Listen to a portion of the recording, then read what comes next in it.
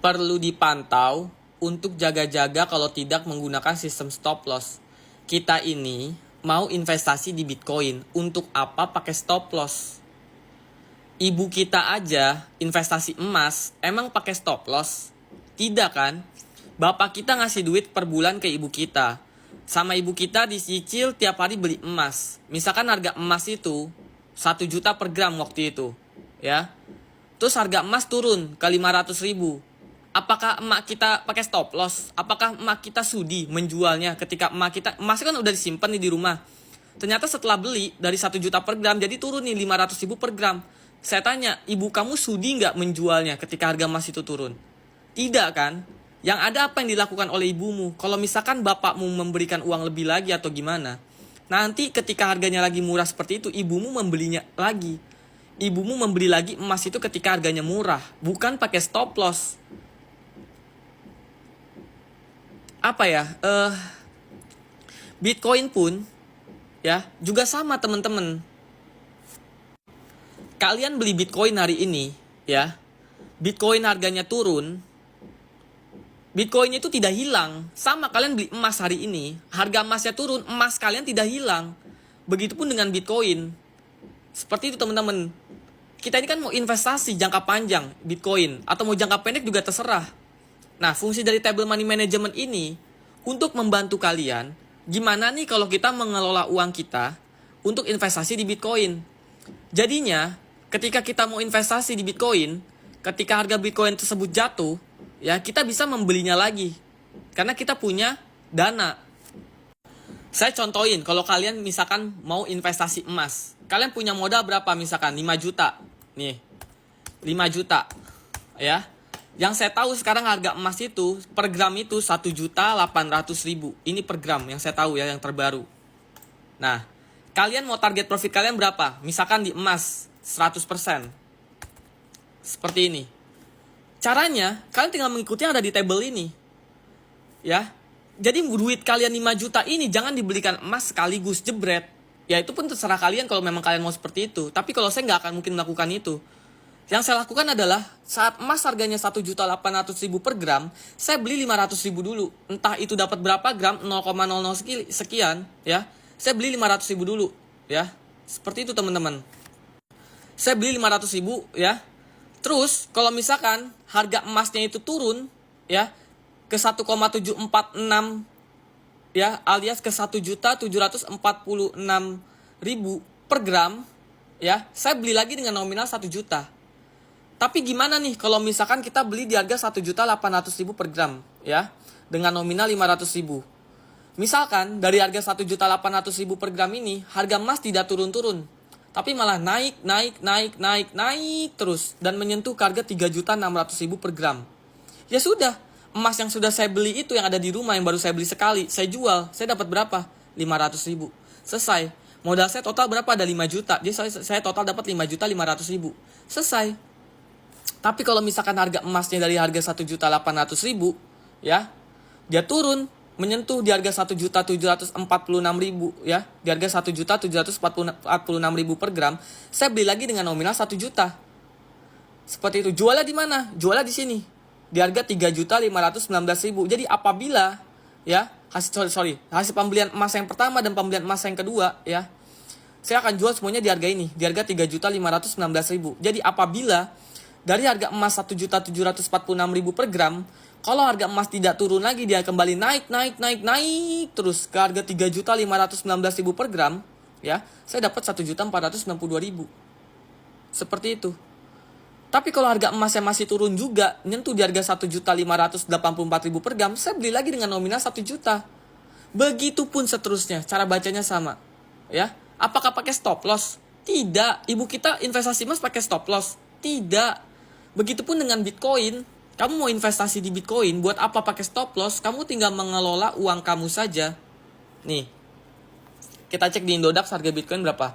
1,469 miliar saat ini. 1,469 miliar hari ini. Nah, contoh target profitnya kita kecilin. Mau ambil berapa? 20% aja jadi investor jangka pendek di Bitcoin. Boleh. Cara bacanya sama. Karena target profitnya kita kecilin. Cara bacanya sama. Di harga 1,469 miliar, kita beli dengan nominal 500 ribu dulu. Kalau harga Bitcoinnya naik, terus tidak turun, menyentuh di harga 1,762 miliar, kalian dapat 100 ribu. Kalian jual Bitcoin kalian kan dapat 100 ribu. Selesai. Ya. Kalau saya ganti ini jadi 100%, cara bacanya sama nggak? Sama. Di harga 1,469 miliar, saya beli dengan nominal 500 ribu. Kalau Bitcoinnya naik, terus ke 2,938 miliar, ya, saya jual, Bitcoinnya saya dapat 500 ribu. Modal saya 5 juta, aja dapatnya 5.500.000.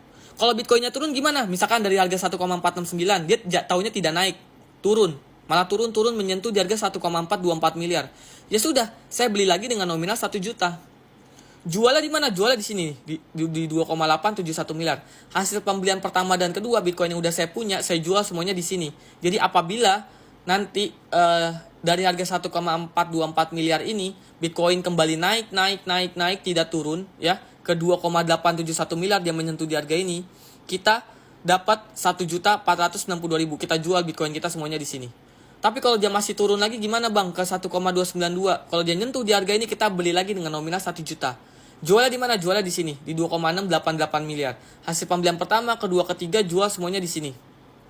Jadi dari 1,292 miliar, kalau Bitcoinnya naik terus ke 2,688 miliar, ya, kalian dapat 2.300.000. Tapi kalau dia masih turun juga ke 1,116, kalian beli lagi dengan nominal 1 juta. Sama, jualnya di mana? Jualnya di sini, di 2,618. Hasil pembelian pertama, kedua, ketiga, keempat, kalian jual semuanya di sini. Jadi apabila dari 1,116 M Bitcoin naik terus ke atas dan menyentuh di 2,618, kalian dapat segini, 3 juta sekian ini. Ya, modal kalian 5 juta, dapatnya 8 juta sekian. Tapi kalau masih turun juga, dia menyentuh 763 juta, kalian beli dengan nominal 1,5 juta ini. Jualnya di mana? Jualnya di sini, di 2,506 M. Hasil pembelian pertama, kedua, ketiga, keempat, kelima, kalian jual semuanya di sini. Apabila dari 763 juta, Bitcoinnya naik terus, menyentuh ke 2,506 M, kalian jual semua, kalian dapat 6.700.000. Modal kalian 5 juta, jadi kurang lebih dapat 11.700.000, belum dipotong fee dan pajak. Ya, pajaknya fee total 1% lah. Seperti itu. Kalau masih turun juga ke 600 juta, 500 juta, 400 juta, 300 juta, kita apain?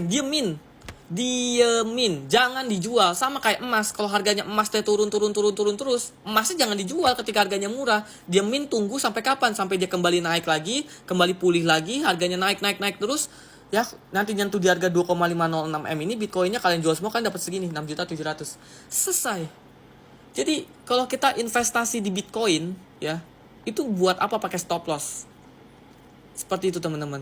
Sama, kalau kita mau pakai table ini untuk investasi di emas, buat apa pakai stop loss? Nggak perlu. Kalau harganya turun, kita beli. Kalau dia naik, kita jual. Seperti itu teman-teman. Jangan pernah menjual emas kalian di rumah ketika harganya hancur. Jualnya ketika harganya tinggi, kayak saat ini. Jangan membeli ketika sekarang. Justru kalau harga emas ketika turun, kita beli. Inilah namanya strategi money management. Seperti itu teman-teman. Nah, karena durasi video ini terbatas, kalau kalian mau pakai table money management ini, kalian bisa belinya di website kita, lynkaid/game laptop murah. Kalau malas ketik, klik aja website kita, di bio ada, lalu pilih yang tools profit kalkulator trading Indodax. Kalau kalian pakai Android, tinggal download di Play Store, namanya WPS Office. Nah, nanti kalau kalian udah beli table ini di website kita, jadi nanti kalian bisa buka di Android kalian. Kalau kalian pakai iPhone, tinggal download di App Store, namanya Microsoft Excel. Jadi kalau kalian udah beli table ini, bisa buka di iPhone kalian.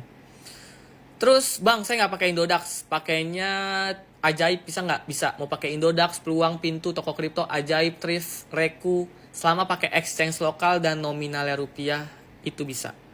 Jadi perlu dipantau untuk jaga-jaga. Kalau tidak pakai stop loss, tidak perlu, ya. Tidak perlu dipantau terus-terusan, karena kita di sini investasi. Emang kita kalau beli emas, kita simpan, kita selalu mantau tuh harga emas, kalau siap-siap turun kita pakai stop loss. Nggak ada tuh kita investasi emas pakai stop loss. Begitupun sama dengan Bitcoin. Oke? Semoga table money management ini bisa membantu kalian untuk mengelola uang kalian untuk investasi di Bitcoin jangka pendek atau jangka panjang, ya. Jangan lupa bijaklah dalam menentukan target profit di sini. Kalau kalian memang orangnya tidak kuat sabar, silakan kecilkan target profitnya. Ya, cara baca tetap sama. Kalau kalian mau jadi investor jangka panjang, silakan minimal 100%. Semoga membantu teman-teman.